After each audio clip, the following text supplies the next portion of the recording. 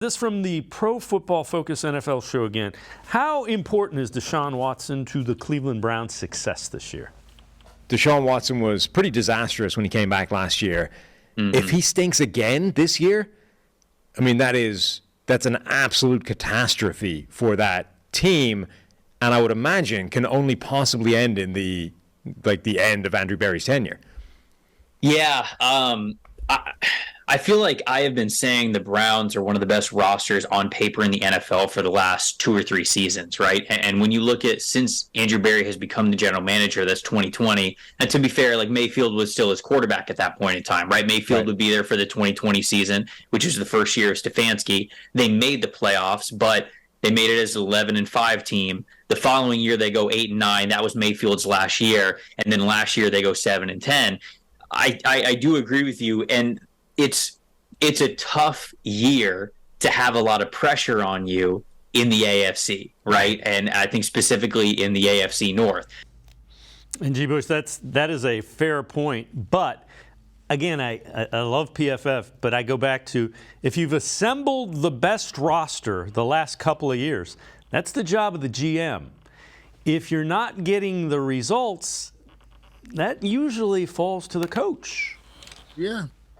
You assemble a staff that is supposed to make the ingredients and to, so to speak, make the meal. Kevin Stefanski is in charge of calling the plays. He's in charge of what the best position to make guys better. He chose to keep Mike Prefer and Joe Woods a year too late, in my opinion. Those guys could have been gone the year prior to that. To me, I look at it for an example of, yes, if you're sitting here saying, hey, the Browns have one of the best rosters we've seen for the last 2 or 3 years in the whole entire league on paper, then the general manager has done his job. He's giving you talent. He's giving you playmakers. He's giving you a solid roster. It's up to the coaches and the players to go out there and get it done. I will say this too. I think a lot of players, and this is just so funny for me. Aaron Rodgers did win back-to-back MVPs, but he's by no stretch of the imagination coming off of any sort of world beater year with the Green Bay Packers. Mm-hmm. I mean, we talk about this all the time. Like, we go back and look at some of these teams. I wasn't very high on Trevor Lawrence after the year he had with Urban Meyer.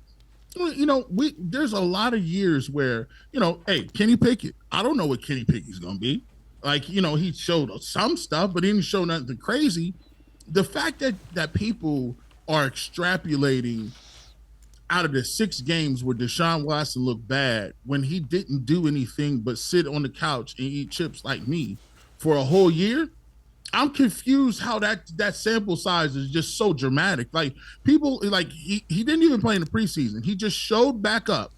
They wouldn't let him practice. He was not allowed in the building. They did not have a offense. And then now talk about being a quarterback with rhythm and timing and getting to know people, and they just throw you in.